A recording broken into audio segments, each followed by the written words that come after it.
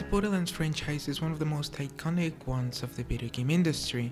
Inspired by a Mad Max-like apocalypse, Borderlands invented, basically, the looter shooter genre, a genre that is cannibalized by mediocre giants of the industry like The Division and Destiny.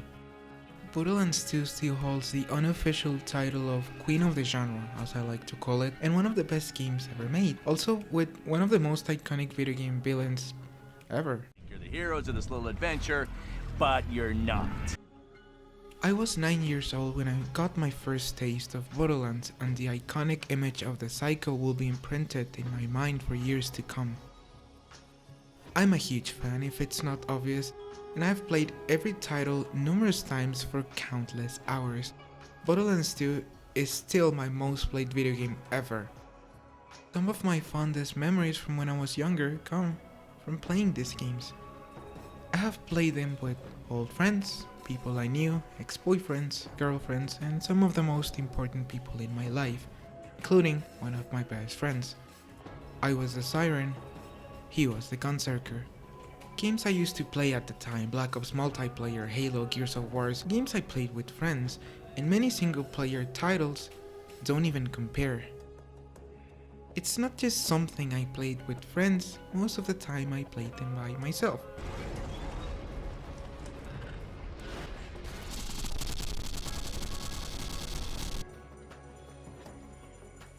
The franchise has such a rich and fun world, engaging gameplay, and memorable characters that stand out from anything I have ever played and will play, probably. What I'm trying to say is that this franchise brings me nostalgia, for both good and bad times, and is one that will live in my heart forever.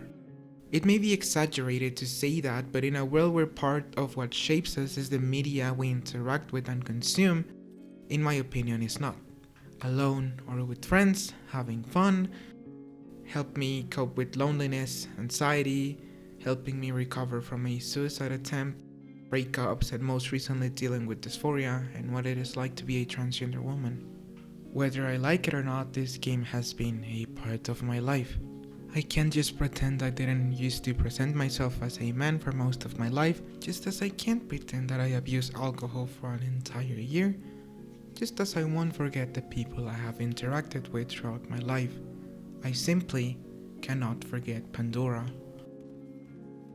Borderlands is a game that represents individuality, standing out, fighting no matter the odds even if they are against you, believing in yourself, and if you can take down the Invincibles, you can deal with whatever is going on right now outside Pandora.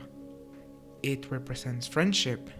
Think of Tannis, Lilith, Sir Hammerlock, Lorelei, Janie Springs Riz, just to mention a few of my favorites, all goofy but meaningful people. And it's not wrong being who you are. In a world full of look-alike psychos, I am a Vault Hunter, and I'm sure you are as well.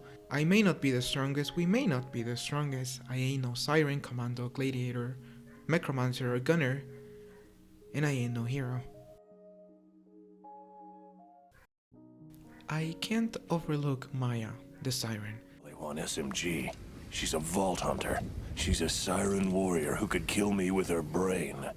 My favorite character from Borderlands and my most played character in any video game ever. She represents me. She allowed me to project my femininity at times where I couldn't. She helped me understand things like my sexuality and, in an odd way, encouraged me to express myself. Borderlands was also my very first introduction to any LGBTQ+ characters in the media, one that handles representation very well, and one that helped me cope with being different, especially when I was younger. Also, what makes it more memorable is that it has some of the best and most fun gameplay experiences ever, with the most creative and extreme weapons available and the other most ridiculously powerful builds.